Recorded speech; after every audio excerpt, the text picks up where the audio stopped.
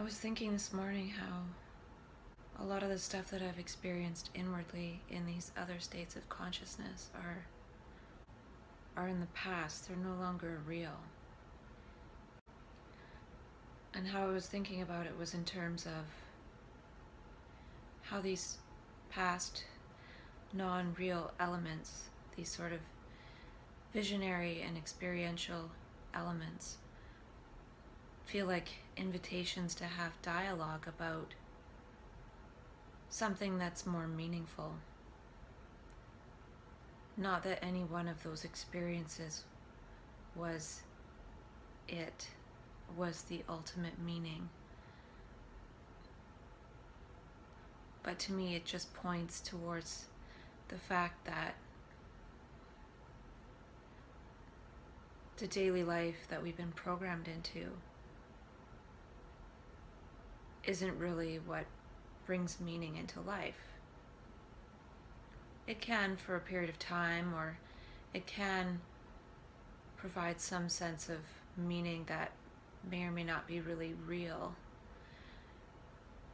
in that it might be pleasurable but not necessarily meaningful in a sustainable way. And then oftentimes we are funneled back into living a life based on the programming of society, which again isn't meaningful, which then might lead to one going into one of these hyper meaningful states. And it's not to say that that state is the way to be, ultimately, because it's very chaotic. But I think the chaos is trying to break up that which is not meaningful. And even though that state can be chaotic meaning, in that a lot of the meanings don't necessarily make sense, or are totally irrational, or require reality testing in order to see, whoa, that has no truth, even though it seemed meaningful. It seemed like a meaningful perception and experience. But again, that invites us to be explorers of our own conscious process rather than machine-like in our thought process. So that process eliminates the machine-like process in consciousness, at least temporarily. And to me, that is part of the meaning of it, is not that any of the meanings were the ultimate meaning that we're seeking or trying to create, but the fact that we can create other meanings, and that we are the creators and the perceivers of meaning. But usually we're caught in perception of that which is unreal, which is the ego's false structures and beliefs. And then we go into this other state of consciousness, which is seen as even more unreal by society. But in my mind, it's trying to allow that which is more real to come into existence, or come back into existence, which is our ability to learn, see meanings, and create meanings, not just have very few meanings repeated over and over in our head based on our thought process. And I've talked about before how going into these states, and when it gets distressing, to me feels like almost necessary in a way, because it forces us to reconnect. It's difficult to process that distress on one's own, and one can go further and further down that road of distress in isolation, which to me is that monologue process that Dr. Daniel Fisher talks about. Psychosis as a monologue. And to me, it's just being so far into one's own meanings by oneself in isolation that one needs to come back to the fabric of reality. And in doing so, one can bring some of the meanings in dialogue, not just the scary ones, but the ones that one had before the process got scary. And the process got scary, I feel like, because one goes too far into that by oneself without having dialogue. Because there's safety in being connected to people. So the further one's perceptions go away from being connected to people, the scarier it gets. But I also feel that part of the process is not just to dialogue a person who went into distress back into reality, but to also start creating other meanings in the process of dialogue with the distressed person, with some of the positive, the supposedly positive meanings that one came across to dialogue together about. Because when one goes so far into that process of meaning making and it gets scary, society then says, well, that means this person has a mental illness. When a person can be talked back into some semblance of reality, but also start to have dialogue about what those processes and experiences meant. And not just that, but the process of meaning making itself. So it's not just about, oh, I had this experience and that experience, and it could mean this and it could mean that. But the fact that we were reacquainted with our ability to perceive different meanings is an invitation to think differently about things. Because if our brain can be so decoupled from the meanings that we believe to be true on a daily basis that govern our lives to something totally different in a blink of an eye, basically, well, then we do have that capacity to make other meanings, which is going to create different ways of being and behavior. And perhaps we need those different ways of being and behavior, not just helping a person in crisis get back to normal consensus ways of behavior, but also talking about the meanings collectively to move towards approaching things differently in daily life. And not just that, but approaching people who go into those states of consciousness. So one is how we approach people who go into those states of consciousness, and then also how we collectively dialogue going forward about what it is that's really meaningful and valuable in life. Because I feel like in that state, since we're in that state of meaning making and perceiving, we see a ton of different meanings, some of which may or may not be true, or may be true in that moment for that particular person. But there's also some more fundamental meanings that one can perceive, and these more fundamental meanings seem to be sort of like the laws of nature, the laws of human nature, the laws of being human in nature. And it almost seems to be like the laws of the nervous system.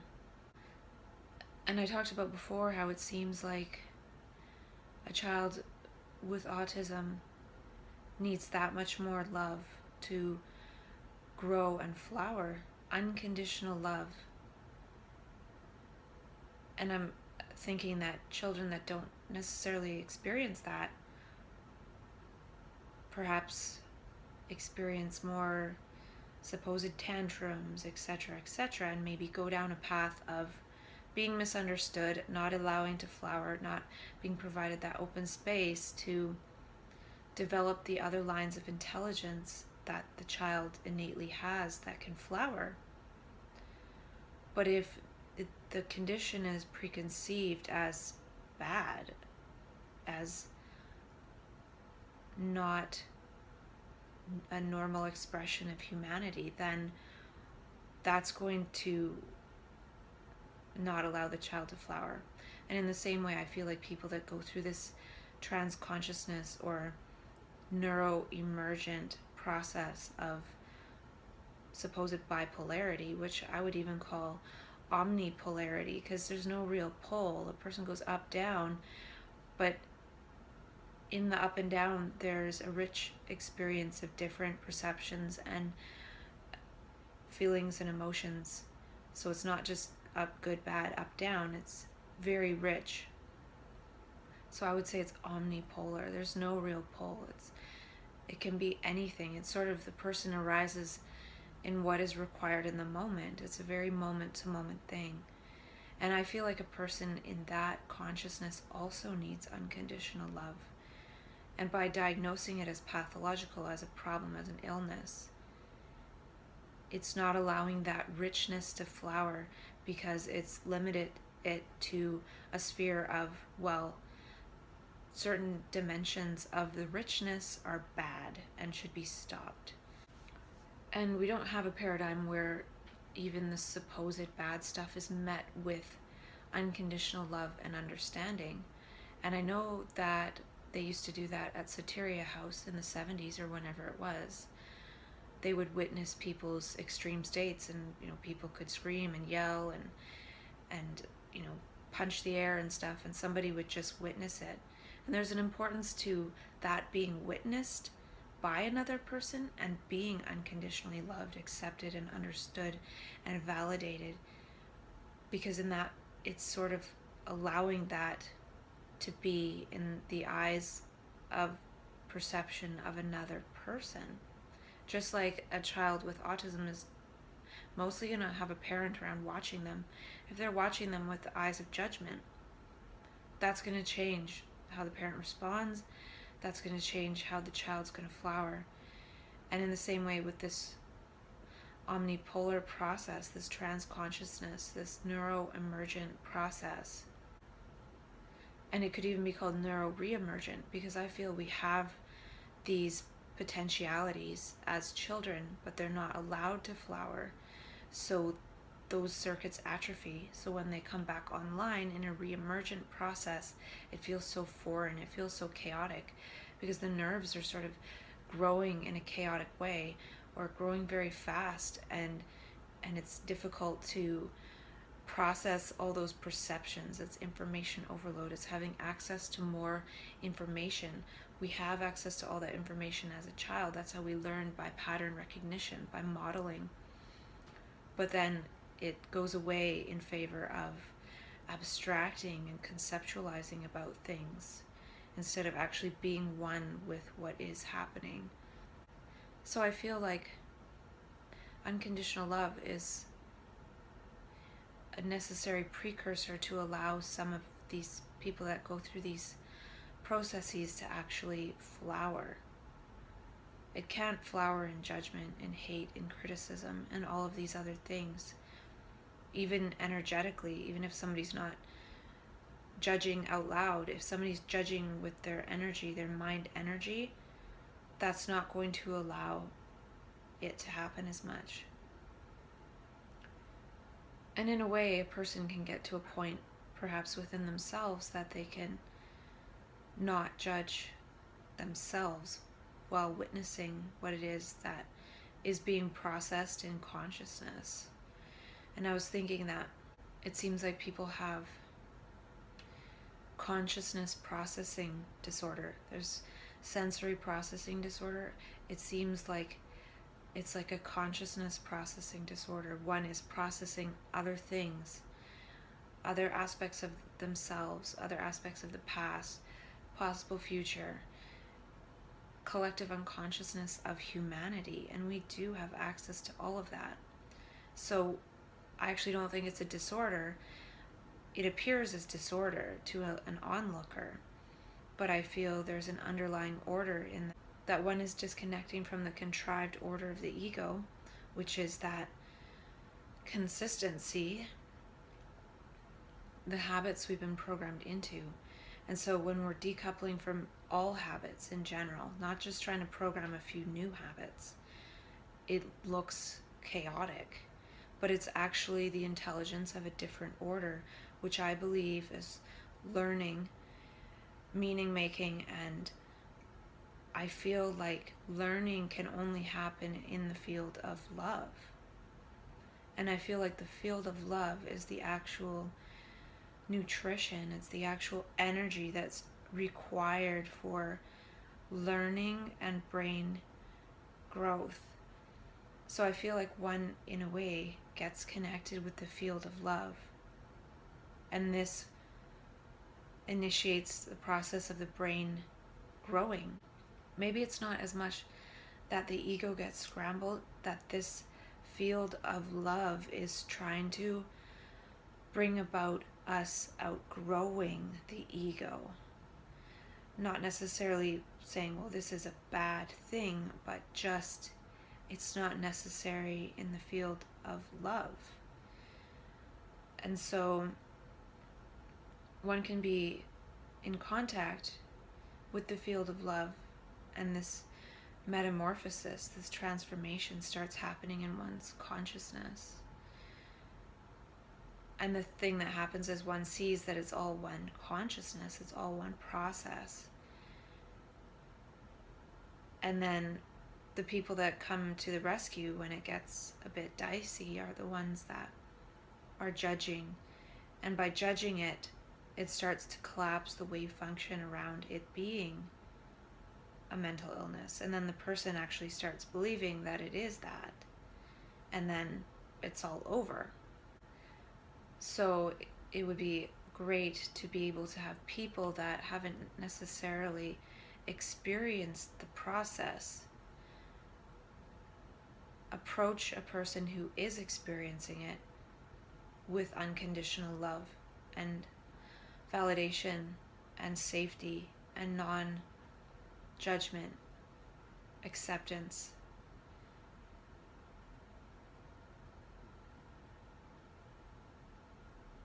The acceptance that's put out there now is in the form of,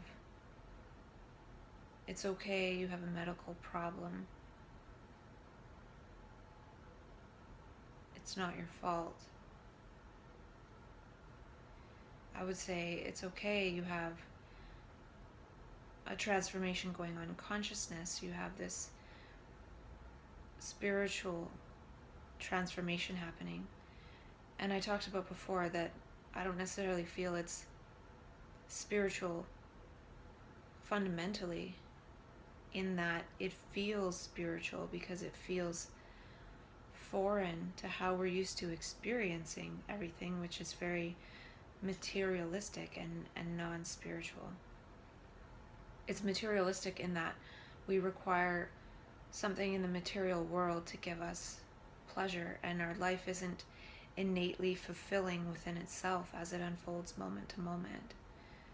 So in that way, when we're stuck in that, and then when we start decoupling from that, because that's all tied up with thought and the ego, it feels spiritual because it doesn't feel material.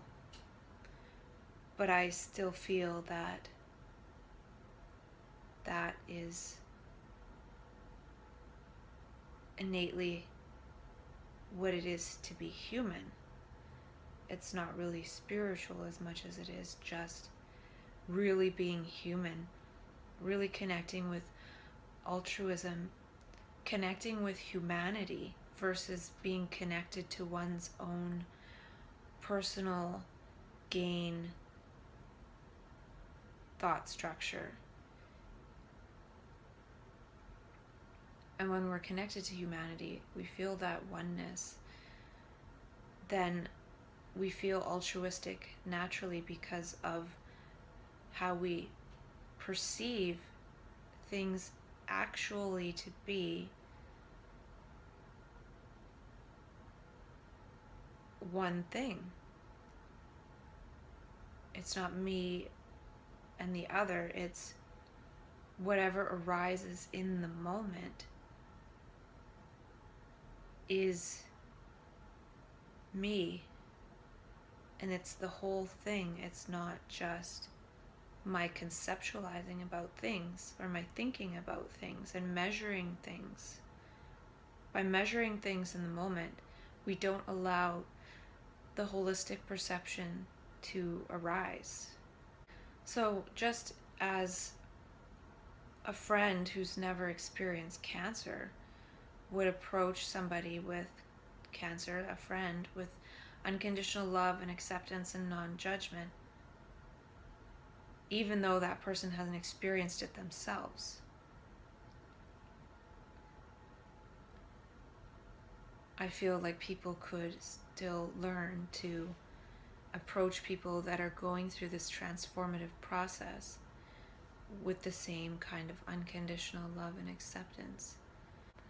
And I think that's part of the trouble, is that it's not seen as a transformative process. It's seen as an illness. And that might be a different level of this, actually, is that it's one thing to sort of create context for myself to really reinforce in my brain that it's a transformation, it's a different line of intelligence, it's neuro re-emergence. And then if I share this, to perhaps invite others to do the same for themselves. Because that would take a lot of the self-burden away. The burden that we've inherited by believing the stories we've been told. And it's still useful to hang on to that to some extent for some people, for sure. And I'm still right in that boat.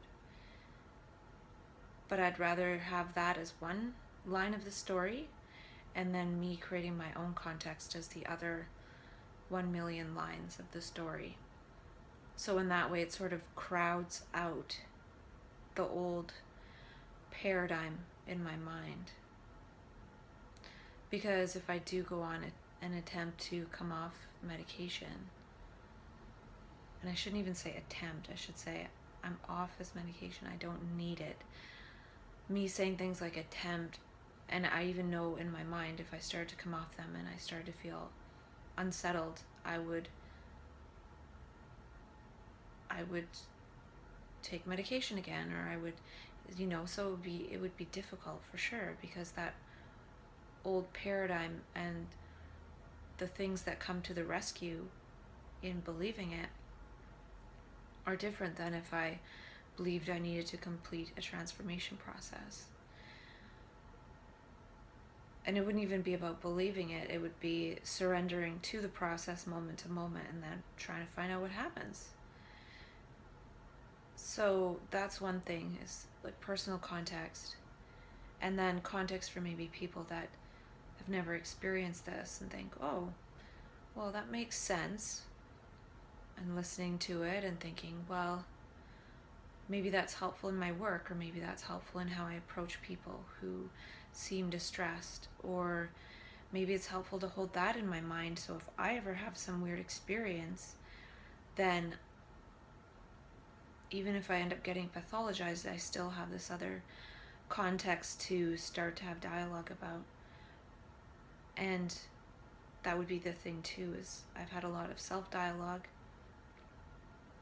and it would be cool to dialogue about the parts with people that resonate with people, because not everything resonates, and not everything resonates with me. My thing is just talking a lot to create a lot of different context, not just thinking, okay, I'm going to think about it in this one way, that it's a transformation process, and that's all I've ever thought about and said about it. But by unfolding so much context and meaning around it, it starts to be more reinforced, because I feel like words and behaviors actually create our brain. So the words behind being diagnosed with something are different than the words that I create with myself. Like the words we use and the intentions we have actually strengthen or weaken our nervous system, and that is science based on Dr. David Hawkins stuff. So even if I'm telling myself stuff, and it's not necessarily about it being true or false, but it's about whether it's empowering. Because I could just think of everything I've said as a storybook. Even if I've used scientific words, it doesn't have to mean that I'm even talking about science. I'm just borrowing scientific words. Just like somebody might say, oh, that's so bipolar, when they're not actually talking about bipolar as in the mental illness.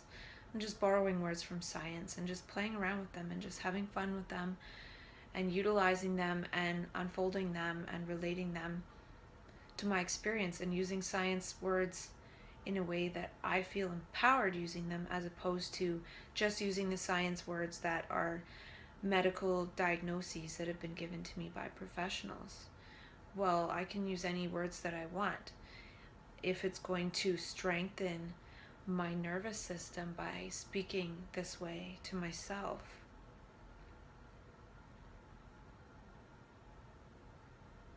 And that's the thing too, by saying it in thousands of different ways, it's more strengthening, because if a spider wants to make a web to catch a fly, he can't just make one line. He has to make the entire web in order to make it useful. And in the same way, I'm creating like a web of meaning. I'm creating a web of context. So no matter where I am, I can likely catch myself in that web of meaning, as opposed to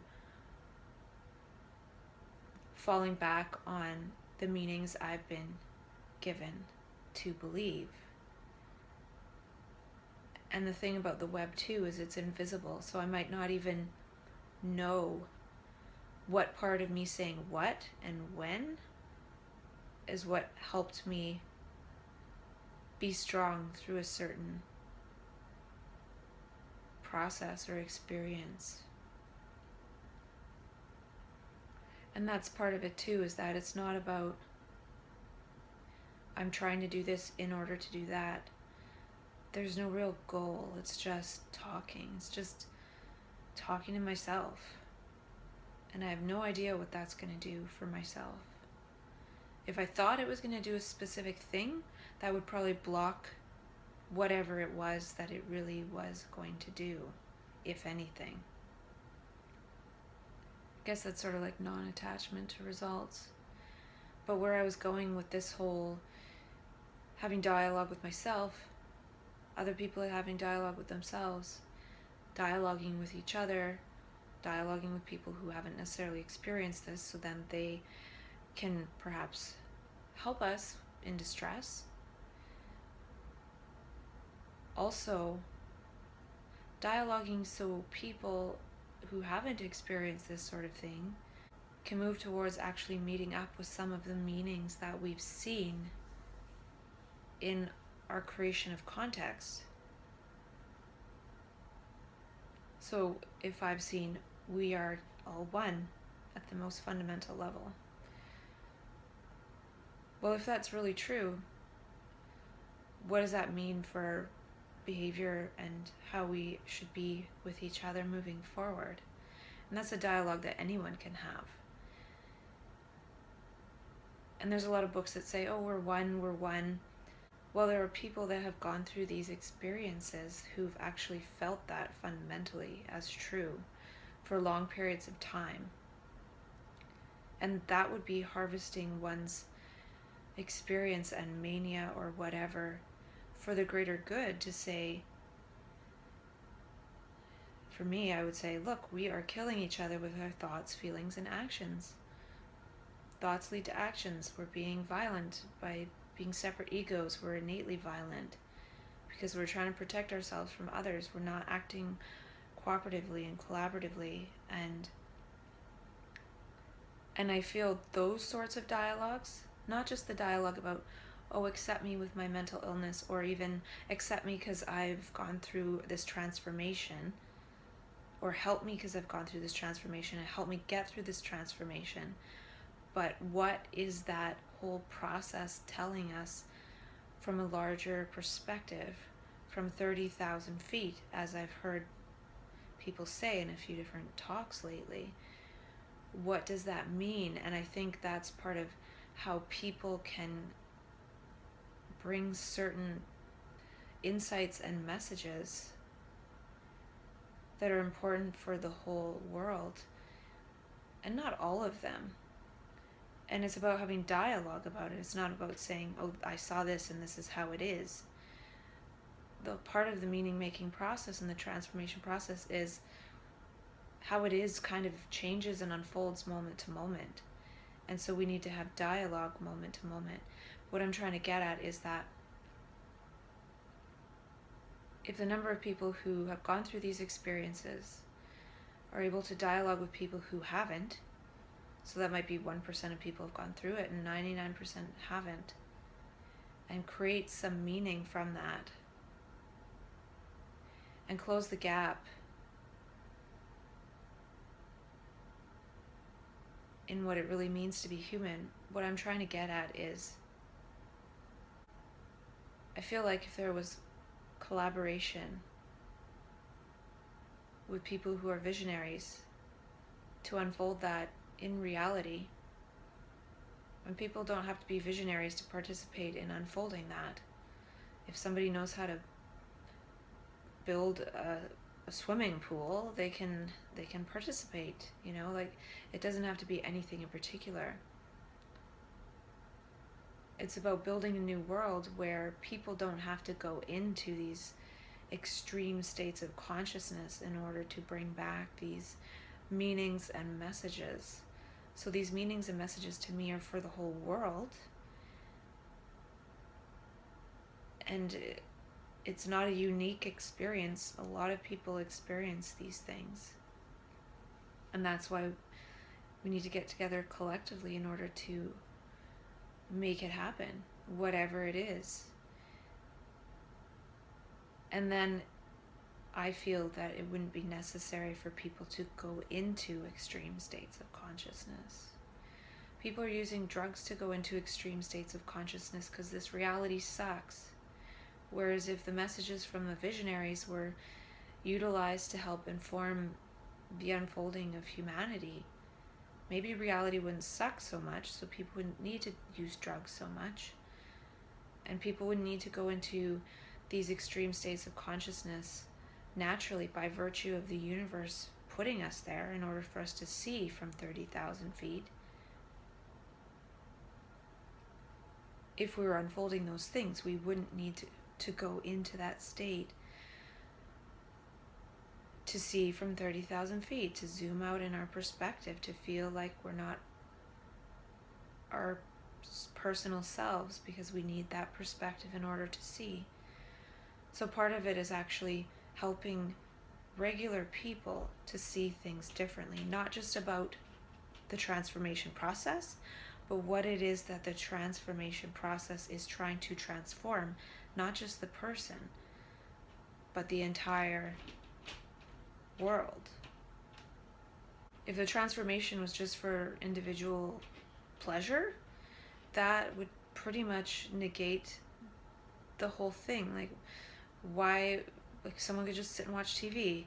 Why would consciousness need to go into that state? Like, if it was all about personal pleasure, that's what we're already all doing.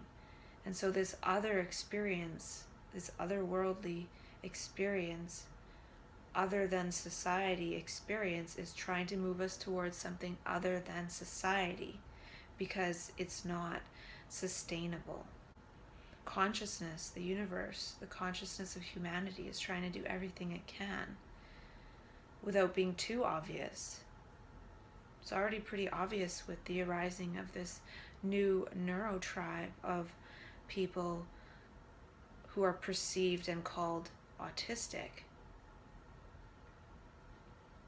And I feel like people who go through trans consciousness later in life are also part of that. But what it is just childlike perception. Be as a child. That's all it is. It's trying to show us to be as a child again, to look beyond the words and the labels and the judgment, which is all the process of the ego. We didn't have egos as a child.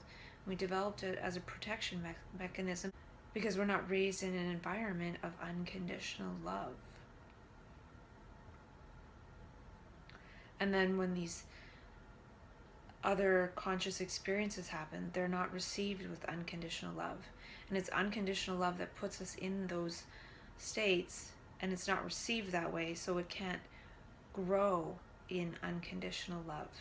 It's almost like certain seed sitting in a soil for a long period of time and never growing because it doesn't quite have the right nutrient balance in order for that to happen, and then all of a sudden something happens and there's acid rain or something, and then that makes the seed grow. Well, in the same way, people in this type of consciousness are like seeds waiting to flower into a new consciousness that is necessary. It's a consciousness of oneness. It's a consciousness of consideration and cooperation and collaboration.